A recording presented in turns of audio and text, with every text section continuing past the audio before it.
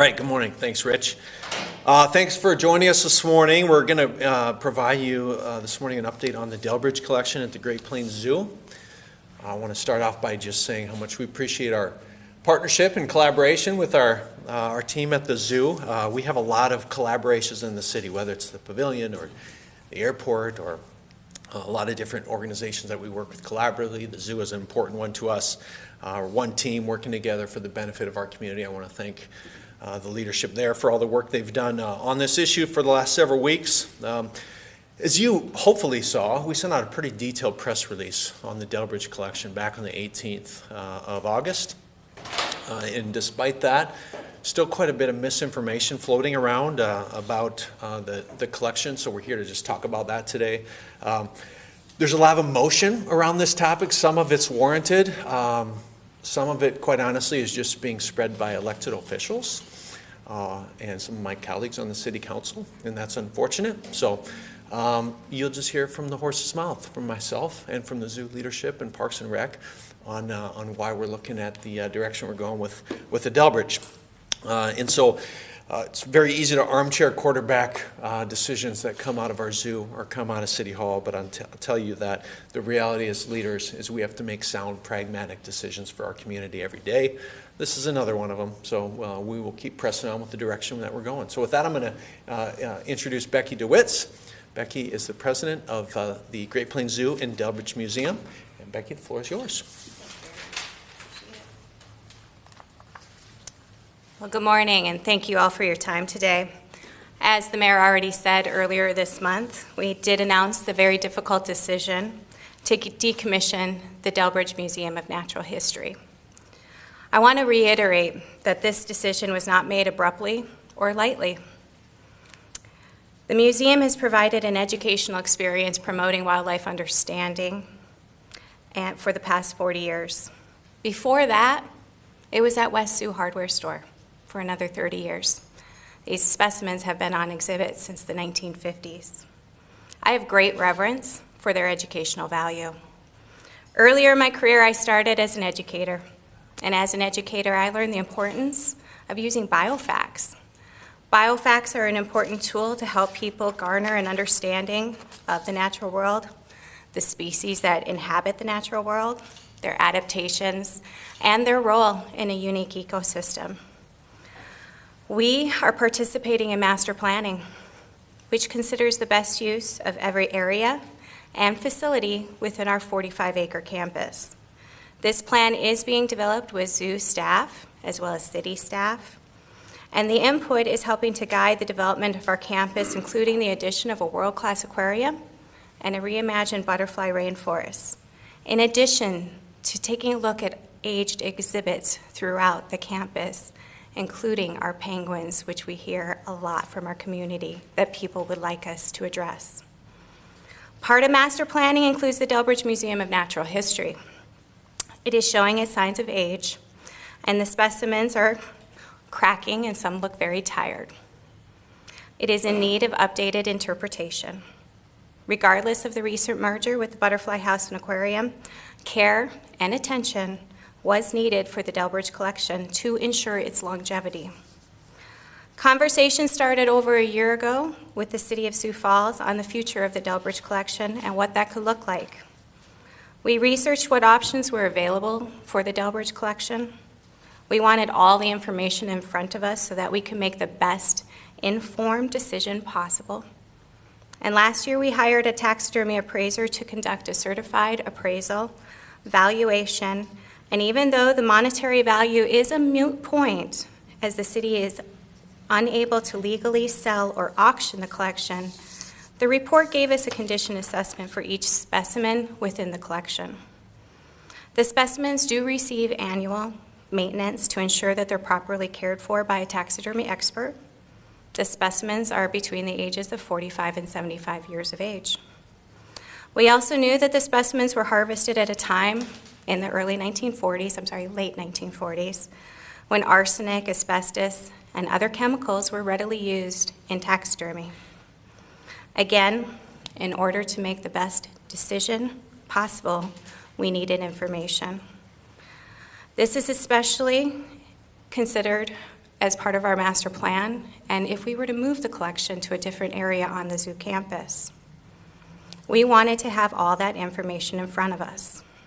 Test swabs of the specimens were collected and sent for chemical analysis by an independent consultant called Midwest Lab in Omaha, Nebraska. 79% of the specimens have tested positive for detectable levels of arsenic. The detectable levels of arsenic vary in each specimen. We have proper precautions in place with barriers, do not touch signs, so I do not believe that the public was in jeopardy or danger. However, when we received those test results and we knew that arsenic was present, we, jointly with the City of Sioux Falls staff, closed the museum out of an abundance of caution for the safety of our visitors, staff, and volunteers. With that, I'd like to invite Don Kearney, and he can explain more about the decision.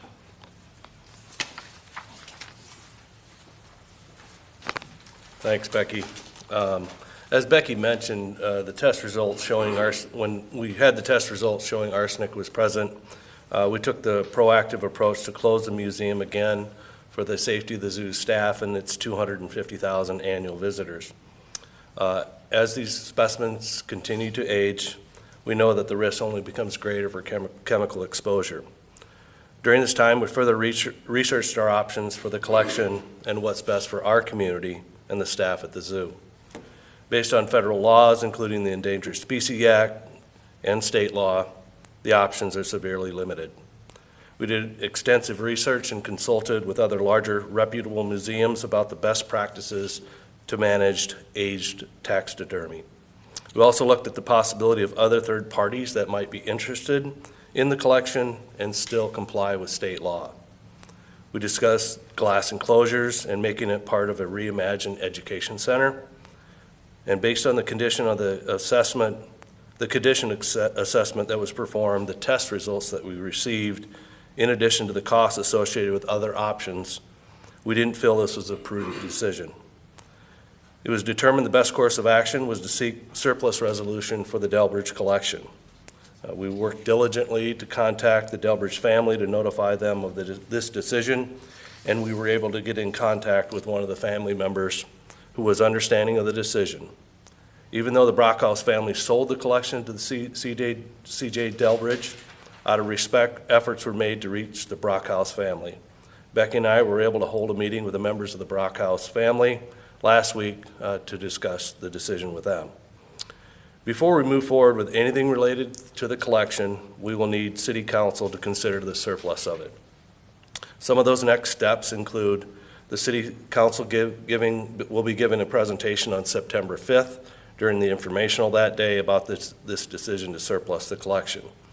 The Sioux Falls Parks and Recreation Board will also consider the surplus of the collection and make a recommendation at a special meeting on September 6th.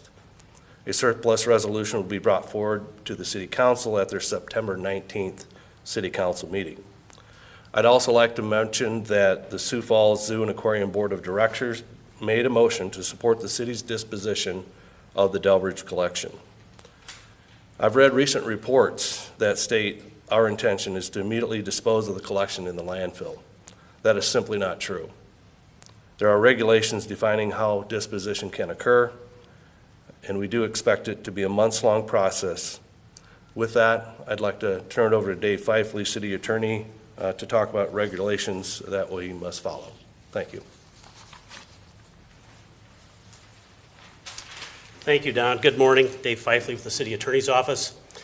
I've been asked to come and explain to you some of the federal and state laws that may be impacting the flexibility and the ability that the city has in regarding to further handling with this very unique collection.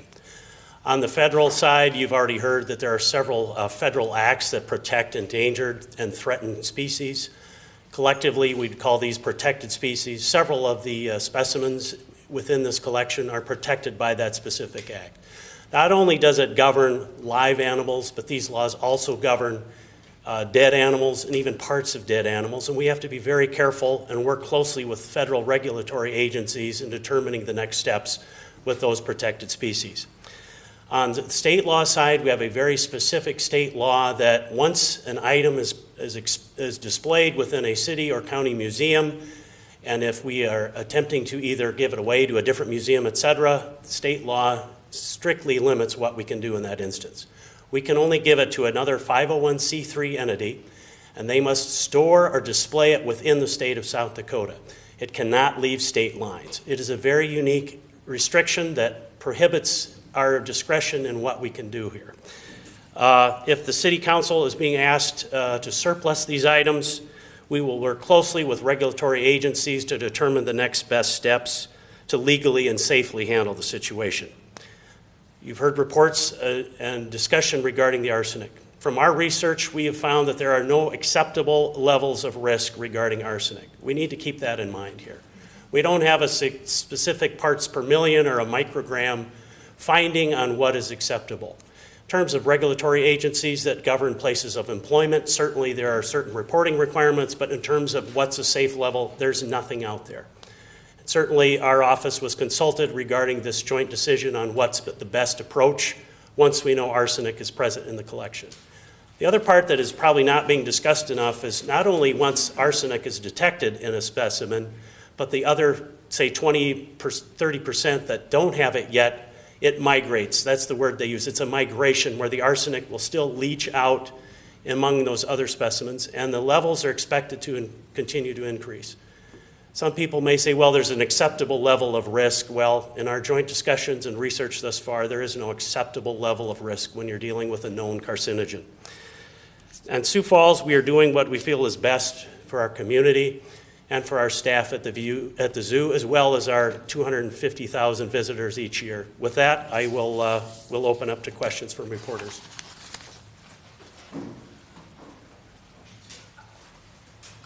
I want to ask about the South Dakota law where you said it would have to be on display or stored in South Dakota. Correct. So the only way to change that would be through state legislation. Correct. You'd have to lobby the legislature to change that law, and it's found in Chapter 6-13. So, And the actual site would be 6-13-15. so you can't sell it, and it's got to stay in South Dakota. Correct. And we're not the only state that has that. I mean, in a review of a few other states, there are several other states. My anticipation, it was probably some model legislation in terms of keeping historic artifacts, near home. Arsenic, are you with the media? No. Okay, this is for the media. This isn't a public. You can come to city council, public input, like I know you like to do. But this is for the media only. Any media questions? Yeah. Yeah, I have a question on the timeline. When were the lab results showing the arsenic? When did you receive those results in conjunction with when the decision was made to close? We received the results on the 1st of August. We did close it promptly upon receiving the results. We did not announce it publicly because we needed the time to talk to the Delbridge family, and that took some time for us to have that conversation.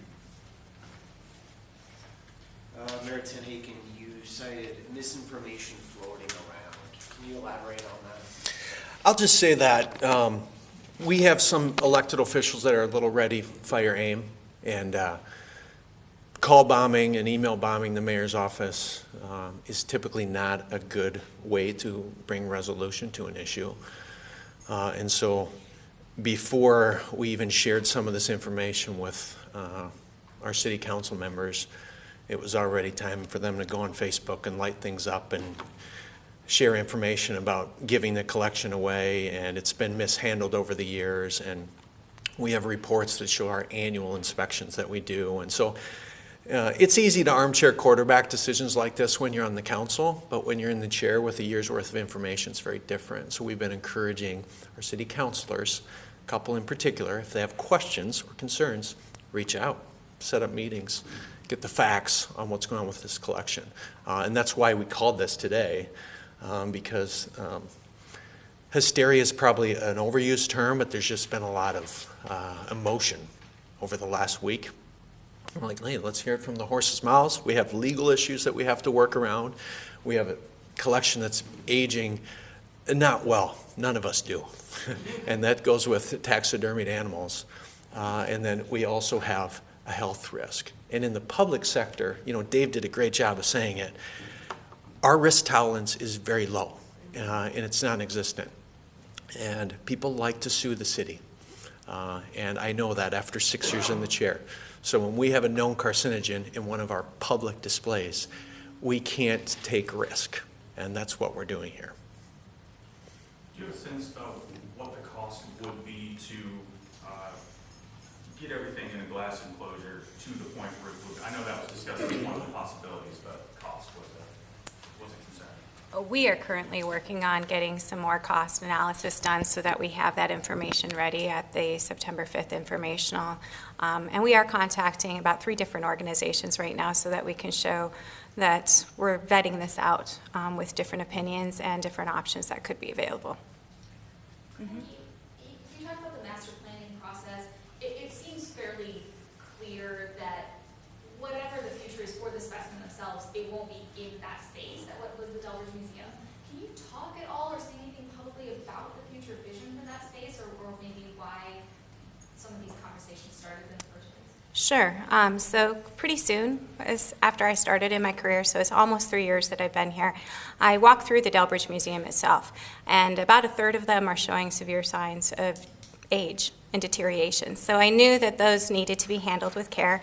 Additionally, the interpretation graphics have not been updated in quite some time, so we needed to look at what is that storytelling. And so we were looking at making that investment to really just provide the love and care that the museum needs for its longevity, knowing that a third of them were deteriorating. That's a smaller collection. And so then it was a look at that use of that space, and it is a very large space, so could we move it elsewhere on campus and do a smaller version of the Delbridge? So certainly those ideas did come about. In terms of looking at the space now, it is a very large space adjacent to the parking lot, which makes it extremely accessible for people to come to their zoo and experience what we have to offer. So we want to make sure we maximize the use of that facility because it is prime location on zoo campus for accessibility. Are you surprised by the public reaction? Did you underestimate the connection to the community? I think. I'm not surprised at all. We've been talking about it for a year, and finally we were like, when we got the tests back, we're like, all right, this is forcing our hand to do this. So What was the public reaction like? Patrick, I'll say that there are certain issues. I've dealt with the Tutt Hill House. I've dealt with trap houses in historic districts that should be demoed, and as soon as we talk about that, people come out of the woodwork in support of that house because they kissed their first girl behind it or whatever. I understand history. And so we knew it's like this could either go smoothly or there could be an outcry of people. I will say that, and again, I hate to go back to this, but we as elected leaders are here to just present facts in a calm and rational way. That's what we're doing today. Not the entire body of Sioux Falls elected leaders has done that. So that's why we're here to do this today. I don't think in some cases that has helped. It's really fired up people more than is necessary about an issue that, in my opinion, once you've heard these facts today, it's a pretty cut and dried issue, in my opinion. So when you talked about some of the city councilors earlier, was there some sort of potential communication breakdown where maybe the council didn't feel like they knew enough before the announcement, or even after the announcement, or knew more about the process? Yeah, so they were notified ahead of time that this was coming forward, but also it's important to remember the way that our city is structured, and that while this does require council action, this is an administrative decision. And so we have a strong mayor form of government. I hate to use that term, but the mayor makes decisions, not the council, on things like this with our partners and brings them forward to the council to either approve or not. And so this is an administrative decision in concert with our partners at the zoo. So it's very, very typical of most processes we follow. The challenge, quite honestly, we have, if I can just dig a little deeper, is if we do share information too soon with our city council, it tends to find its way outside of executive sessions very, very quickly. So we don't often have a large window by which to share information because there's a lot of fingers that have to be put in the dike. Hope that makes sense. Just to follow on that administrative decision, the council has no input in this at the end of the day. This is your decision. This is this administration decision with our partners at the zoo. So Correct. there's nothing the council can do to stop this? They can vote not to surplus the collection. Okay. And then, Yeah. you had used the word hysteria earlier to describe some of the reaction to this. People I've talked to in the community think it's hysteria to get rid of this collection because of arsenic when basically every natural history museum in the world has the same issue. Can you address, I mean, they're incredulous, I guess, about that, and it's like a made-up excuse. Can you address that? Yeah, I would, and maybe let Becky speak to this as well. Again, the risk tolerance with government, and I wish I could get more because there's some legal precedent that we have in the city on lawsuits that we didn't act quick enough on risks that we had documented as a city. And this is an example of we have a documented risk to protect the staff and the community from a known carcinogen. And if we don't act on that, and let's say a year from now it's out there, people know this, and someone is sick and it's traced back to something that happened at the Delbridge, can you see the lawyers lining up? Do you have mesothelioma? John, call this law firm. So trust me, it's a challenging decision. I don't mean to sound flippant like it's just a slam dunk decision, but we as leaders are presented facts every day, whether it's should we paint a mural, should we put SROs back in schools, what are we going to do about the gang problem in Sioux Falls. Police will present me information and say, based on the information and the facts, this is what I think we should do. Based on all the information you heard today, especially some of the legal challenges that we have to work through, this is what I feel is a great decision along with Becky and her leadership team at the zoo. So there's no compromise that you see, there's no pathway other than circle. That's what we're proposing to the city council. So, one of the statements was this could, they'll end up in a landfill or they'll end up just being dumped somewhere. They're not gonna end up in a landfill or dumped No. somewhere? Can you talk a little more about the possibility? back to misinformation. Can we I go- know that's a popular narrative to say, but we wouldn't just take artifacts like this and treat them like Papa John's pizza box. So there's a process that we have to follow with this federally, as well as just the dignity of the collection. So I can't speak to that. I don't know if you guys want to speak to that, but it's not as simple as, especially because we're going to have, disposing a collection like this requires hazmat suits, all the things, because you're dealing with carcinogens. So we can't legally put them in a landfill because of that. And the U.S. Fish and Wildlife will continue to be involved, or are they involved? Yes, conversations with U.S. Fish and Wildlife is occurring. As to, do they tell us exactly how we do the process? No. So these are determinations that we need to make with the information that we have. Where U.S. Fish and Wildlife is particularly of importance is the legalities related to the Endangered Species Act and how we properly deaccession any specimens that may fall into the wrong hands, especially as it relates to illegal wildlife trade. So we have responsibilities as it relates to protecting those animals to prevent them from being part of illegal wildlife trafficking activities. The other question in regards to what you had asked about museums, from our research, the best practice is once you detect arsenic, you remove the specimen, wrap it in plastic, and remove it from exhibit, or you put them in glass. With 80% positive for arsenic and the lack of glass, we really had no other choice at that point in time.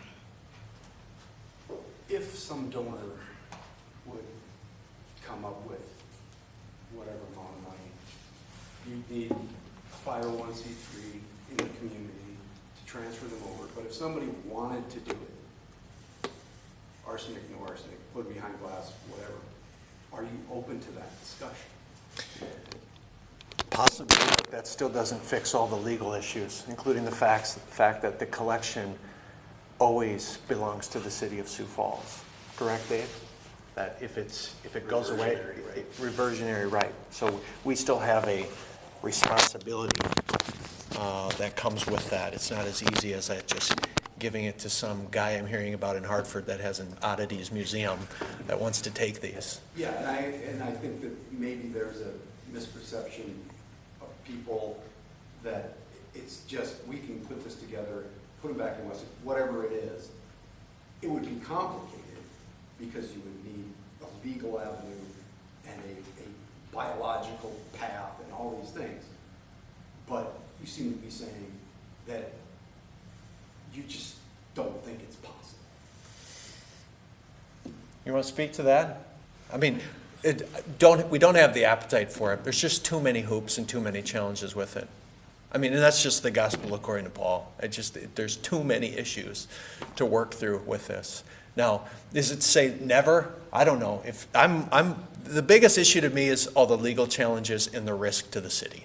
So if we give a known collection with carcinogens to someone, we know there was carcinogens and now someone else owns it, there's still reversionary risk that we maintain. If something happens in that person's ownership of it that causes a sickness or an illness, there's obviously a venue by which we can get brought into that. So, Dave, I'm playing attorney right now, but okay. Okay. And if you didn't, it would, if I'm remembering that law correctly, if whoever you gave it to in Hartford or whatever decided they didn't want it, it comes back to you legally, correct? Correct. Correct. It's like the puppy that you give away because you didn't want, and then they decide they don't want it, you got to take them back. Yeah. I hate to follow the puppy story. Yeah. It's a real story. It happened to me. That's fine. So. Mayor, if I can be so bold, you seem a little frustrated at some of the public response to this, and that people are sort of saying, well, isn't there some solution? Isn't there? You know, I think there's, like you said, a lot of emotion tied to these pieces and tied to this museum. It's been a long-standing fixture in Sioux Falls. What's your message to, like, what do you want to say to the public about, you know, hey, there are a lot of feelings, and you know, is there anything besides that sort of frustration that you want to communicate to the public? I think the thing is, communities have stages of history. The Delbridge Museum was a stage, in a very important stage in our zoo's history. And now we're moving forward into another chapter in the zoo's history when we're going to bring aquariums and butterflies, and it's the next chapter. And I know that's sometimes uncomfortable to say, hey, this chapter was great, but we're moving forward to the next chapter, whether it's with, I mean, I saw a picture the other day across City Hall.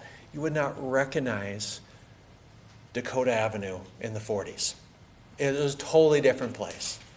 In fact, it goes under the street where the car dealership used to bring cars. I mean, it's a different place. But that was a historical time. But we have evolved, and that section of downtown has evolved. Do I wish some of those buildings were still there? I do. Did some of them need to go? For sure. So this is a chapter in the next stage of Sioux Falls. My frustration, my only frustration just comes from the fact that we as elected leaders are here to give truth and just facts. And I think some of the frustration in the community is because they've been given the wrong information by some of our city councilors, if I'm just being super candid. Last night I see a news article from one of the stations here that the vote to surplus this has been deferred and the people have won, and that was one of our councilors was sharing that message. No such thing has happened. But that just creates more like chatter and gossip. So yesterday we're like, let's just call a press conference and get the facts out there about this, and then the people can decide, you know, if it seems like a pragmatic decision. And if not, don't get me wrong, like, this is important, but there's a million things I'd rather be working on right now than this. This is just not, in my One Sioux Falls framework and vision, this is not a priority. It's important, we'll get through it, but we have big fish to fry in this community right now. We'll figure this out. But the fact that we're burning this much powder, this is the fullest I've seen a press conference, and probably since COVID. It's like, let's figure this out. This isn't a big deal. We have kids that need to be mentored. We have crime challenges we're working through. We got historic housing challenges. We got inflation that's killing people. And I haven't seen more media coverage on any topic in the last 3 years than this zoo. So let's keep it in perspective.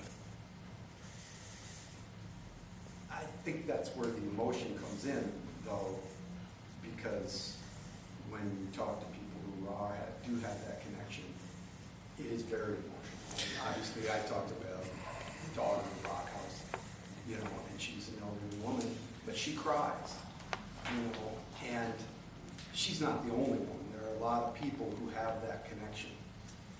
And it feels a little bit to them like they're just being tossed aside in this discussion. How do you bridge what you believe to be, what are the facts with that community emotion, because it's not isolated? I can't speak to them. You met with families. We tried for 6 months to get in touch with the families, and we didn't get any response until the news came out, and then all of a sudden everybody wanted to talk to us. So for whatever it's worth, we tried for a long time to talk with these family members about this, and it wasn't a priority for them to get back to us. And now when this came out, now all of a sudden our phone is ringing. So we tried. This wasn't we forgot about them. We tried for a long time. So we're honoring that history. Okay, there will still be an homage somewhere to the Delbridge collection in the zoo, somewhere. We'll honor it, we'll have a history wall, we'll talk about this was a chapter in our zoo's history. Great, just one last question, Yep. we gotta wrap it up. Dan, go ahead. Okay, so looking ahead to city council's decision, whether or not to decommission the Delbridge collection, if they say, yes, we want to do that, what are the immediate ensuing steps? If they say, no, we don't want to do that, what are the immediate ensuing steps? Yeah, well, the next steps, obviously, is once they approve a resolution, if they were to do that, we've been working with Becky and her team, along with regulatory agencies, to properly disposition the collection. And that ultimately, that's where we've talked about, it'll take several months to work through all those processes. I know, I believe Fish and Wildlife will want to indicate which particular specimens that they would like to have kind of sign-off authority on what happens to those. And then obviously there's certain things that Becky has mentioned with regard to the wildlife trade piece that we want to make sure that we dispose of properly, so there cannot be any continuation of their existence going forward now that should the council decide that they want to surplus the collection. If they don't? If the council doesn't decide there's a surplus, what would be the next step? Finding its alternative, or? Yeah, Go back to the drawing board? Yeah, our thought, obviously, that's at that decision point, I think we would just regroup and talk about what next steps are, whether it lives on in its current location, does it potentially get relocated, is it downsized? I mean, there are all a variety of different ways that I think we could proceed from that point, but we'll plan to cross that bridge when we get to it. All right. Thank you. Thank you.